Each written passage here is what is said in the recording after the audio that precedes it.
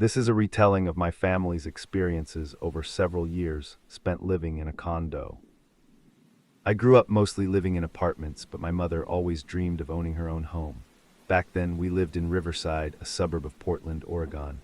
In the late 90s, the area saw rapid growth. Part of a forest was cleared to make space for an elementary school, large grocery stores, and a beautiful new gated condo community. Eventually, my mom convinced my dad to buy one of the condos. It was the last unit available. Even the real estate agent mentioned that no one seemed to want it.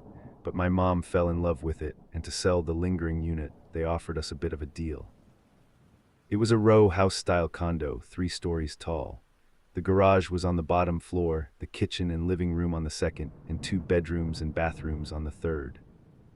My family was so hopeful. We bought new furniture, I started at a new school I actually liked, and since we were Catholic, we even had a priest bless our new home. Life felt normal for about a year. Then one day I was doing homework at the large dining room table. The room was quiet as I focused on studying when suddenly I felt like someone was watching me very closely. I looked up, but no one was there. Trying to ignore the feeling, I went back to my work. Moments passed and the sensation grew stronger, like someone was walking toward me. I glanced over my shoulder but saw nothing. Still, goosebumps rose on my arms, the air felt thick. Sitting very still, I kept my eyes down until the presence felt just inches from the side of my face.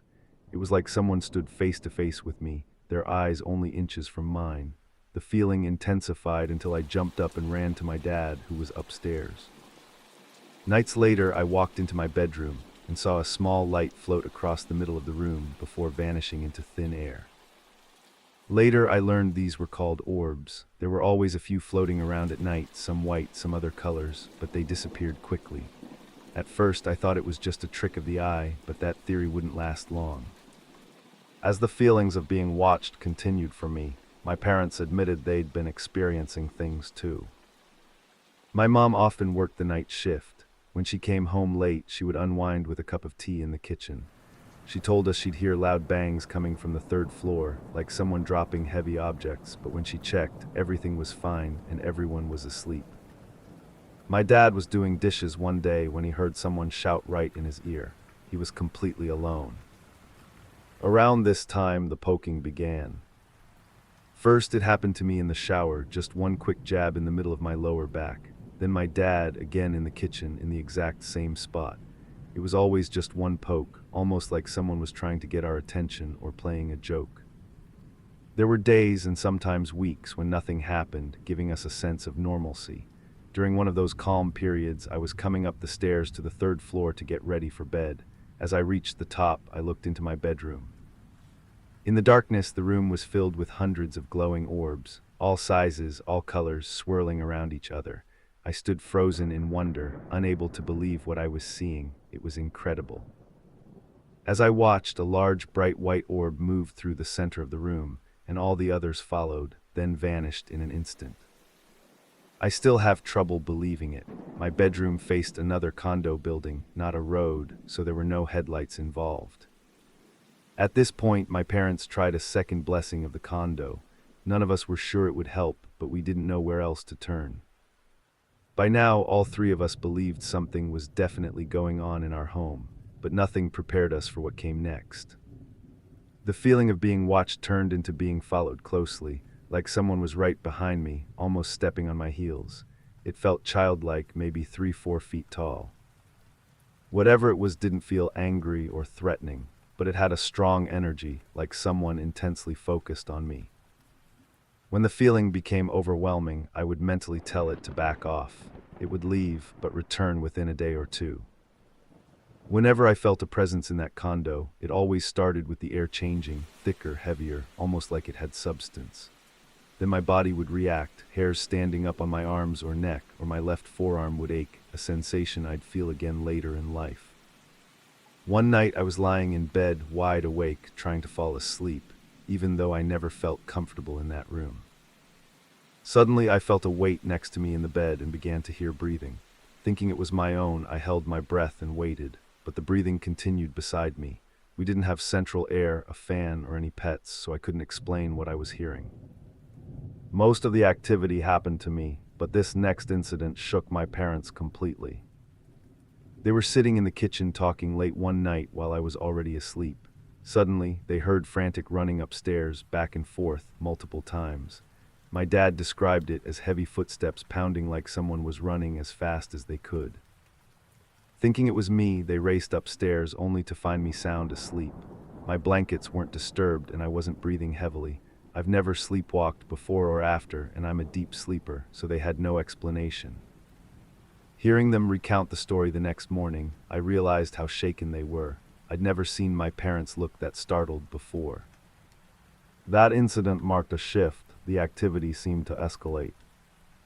Another time, I was lying in my parents' bed watching a movie because their TV was bigger. Dad was fixing the sink in the bathroom, and Mom was working late. After a while, I felt drawn away from the TV.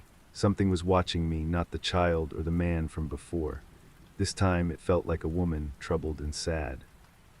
The sadness grew until it washed over me. Suddenly, I was crying uncontrollably. For some reason, I felt so deeply sad for her. It was like she was showing me how she felt, or replaying a moment from her life. Dad came in when he heard me sobbing louder, and his presence chased her away. My dad always had a strong personality. Nothing ever bothered me when he was around. By the third year in the condo, strange things started happening during the day. One afternoon, I was relaxing in the living room. It was one of the few places in the house that felt calm. The room was simple, a large gray leather recliner by the window, a TV on the opposite wall, and another chair nearby. I chose the recliner, put up the footrest, and leaned back. When you put the footrest up, your feet line up with the bottom of the TV screen. It was a lazy summer day, so I let my guard down and truly relaxed. It felt good to not be on edge for once. But as time passed, I felt an odd sensation, almost like I was weightless. Looking down, I was shocked to see the recliner hovering slightly off the ground. My feet were no longer level with the TV. The arm of the recliner gently bobbed up and down by a few inches. I stared at the floor. It seemed farther away. The chair kept rising and falling slightly, almost in sync with my breathing. My brain struggled to understand what was happening. The recliner was extremely heavy. 3 movers had carried it in when we moved, and I was fully awake. I wasn't dreaming. This went on for a moment before I silently thought, "Down, put me down." Gradually, the chair lowered and settled on the floor. As soon as it did, I bolted out of it and ran outside. That experience was one of the hardest to explain. The last 2 incidents were the most extreme and happened close together. Our condo had 3 floors, each connected by a staircase. From the kitchen, there were 3 steps leading up to a small landing, then more stairs to the 3rd floor where all the bedrooms were. One day, I came out of the half-bathroom downstairs and wanted to go to my room. 2 steps up, I hit a thick wall of energy. Curious and tired of giving in, I pushed forward, but it felt like walking through sand. As I climbed higher, the energy got thicker. I gripped the railing to pull myself up. A fog formed around me. It was golden, almost bright. Halfway up, I found it hard to breathe. Through the fog, a surge of energy shot straight through me. Gasping for air, I fell to my knees. For a brief moment, I felt like I was the same as whatever had passed through me. I felt transparent. I don't remember much after that. It was almost like that incident drained the house of energy. For a while, life returned to normal. My family began to relax again, enjoying what had been my mother's dream home. Living in rainy Riverside, I was used to allergies in spring and flu season in winter. But one particular fall-winter was rough. I caught a virus that left me weak with fever. It kept me out of school for a week, and my mom stayed home to care for me while my dad went to work. On this particular day, my dad wasn't home, just my mom and me. I was starting to feel better and able to move around the house. I'd let my guard down. It had been weeks since anything strange had happened. Before, I would have stayed downstairs with my mom, but I was tired of being afraid. Being young, I didn't realize that letting my guard down in that house wasn't safe. I honestly thought whatever had been happening was over. So I went upstairs to wash my face. I even left the light off in the bathroom. I'd gotten into the habit of turning on every light. It made me feel safer. Standing in semi-darkness, the only light came from a nightlight. The shower curtain was closed, and I could hear my mom downstairs doing dishes.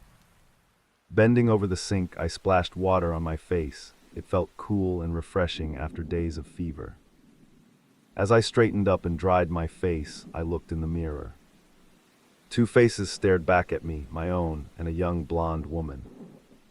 Her head rested right over my shoulder. She looked late teens, wearing a pink bonnet like from pioneer times. Her skin was pale, her eyes were expressionless, lips pressed into a thin, grim line. I didn't turn around. I ran as fast as I could down the stairs to my startled mom, probably screaming. That was the first and only time I've ever seen a spirit with my own eyes. I've felt many presences in that condo and had visions later in life, but this experience remains one of the most vivid. If I'm honest, I'd be fine if I never saw another spirit again, but at the same time, it was extraordinary. She was as clear as day, and I'll never forget her. Not long after, life changed dramatically for my family. The economy in Oregon took a downturn, and both my parents lost their jobs. The strange activity in our home faded, replaced by my parents' sadness, especially my dad's, at losing his job. With no opportunities in Oregon, they decided to sell the condo and move out of state to California to start over. It took time, but we were lucky to find a buyer, a young woman looking for her first home. We needed time to pack since we were moving far away, but she suddenly changed her mind and wanted us out immediately or she'd cancel the offer. She was anxious to move in. Of course, this upset my parents, but we knew we couldn't afford delays. On the final day of packing, the small presents that used to follow me came back stronger than ever. I remember throwing things into boxes as fast as I could. No matter how strongly I told it to leave me alone, it clung to my heels, following as close behind as possible. We were loading the last of our belongings, thinking we had until evening. But the young woman showed up early with her whole family, a moving crew and vans full of stuff, telling us to get out of her house. I could see the frustration and exhaustion in my parents' faces.